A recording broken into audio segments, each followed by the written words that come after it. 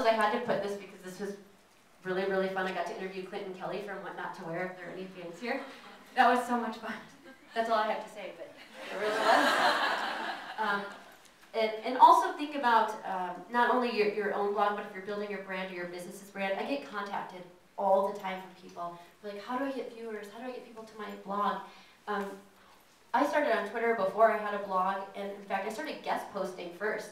And I tried to get into places like Mashable or RewriteWeb or other popular bloggers, so I could offer content, write really good content, and hopefully with the intent, and I view it as okay, to get people to help build that network and build that visibility before I started launching something with no one there.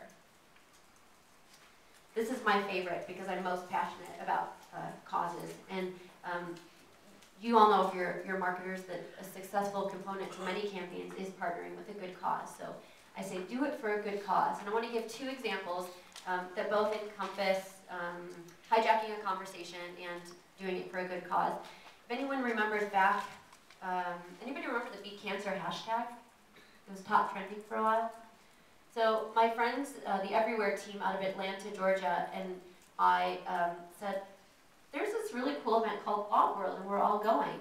There are all these amazing influencers who are already there. What if we set a Guinness Book World Record for a good cause, raise some money for cancer? And we kind of laughed, but then we said, no, we could really, really do this.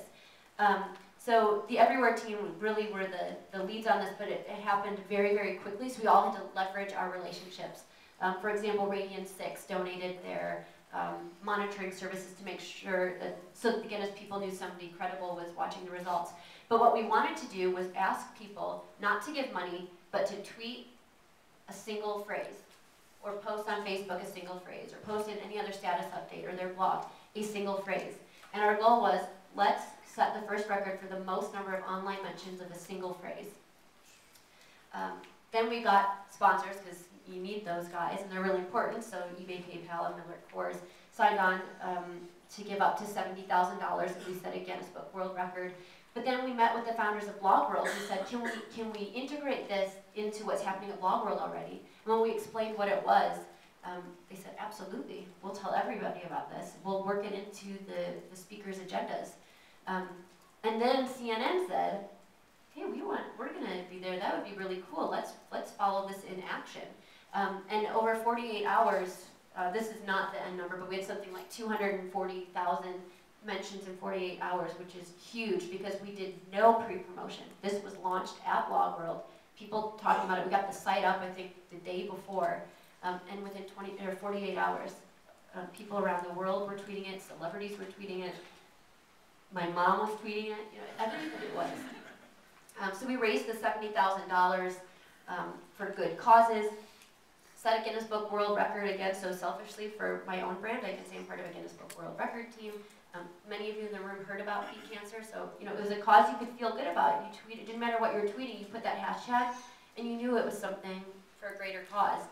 And one of the other things to think about with this was we weren't competing with any other cancer fundraising entity. Beat Cancer, we wanted to, this was part of our key messaging, it was an umbrella term.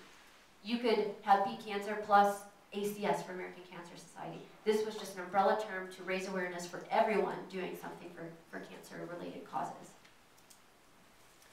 Second example is a personal one. It's called Crisis Overnight. This one's probably haven't heard about. My local community crisis center from a Chicago suburb came to me last year and said, and I hadn't met them before either, it was actually our state rep who connected us, and said, we're about to close our doors. We need money. We're out. The state funding hasn't come through. You know, we're done. And I said, well, how much do you need? And they said, $150,000. I was like, okay, so in how long? You know, 3 weeks, or the doors close. I don't have a fundraising background. I'm PR and communications. You know, I want to mobilize people around a cause. And the executive director said, what if we invited our local reporter to come stay the night and talk about it? Maybe that'll help drive some awareness to what's going on. And I said, well, I've never done this before, but what if I come stay the night there? And I'll donate all of my online presence to talking about my stay. If I can, interview some of the residents about their experiences. I want to do it. Let's go for it. So a local design firm, a creative agency, Samana Mason, donated a bare bones website, and it had to be that because from a communications perspective, I couldn't dump this crisis overnight and then have a big bubbly website like Beat Cancer. Like, where's the money going? So everything was strategic about how we named it, about the website and what I was doing, what tools I was using. So stayed overnight. That first night, we raised $50,000, and the goal was in 24 hours to raise $150,000. So I was kind of bummed, but impressed that in 40 or 24 hours that we raised that much money. I had never made an ask to my community prior to that. I had never asked anyone to donate to something, give to something. Now I've made an ask, check out my blog post, or I just did this, but never asking for donations. So it was the first time I had done that. And I wanted to also make the issues the Crisis Center dealt with national issues, so talking about domestic violence and economic issues. So $50,000 kind of bummed, because if we didn't raise the money, they were still going to close.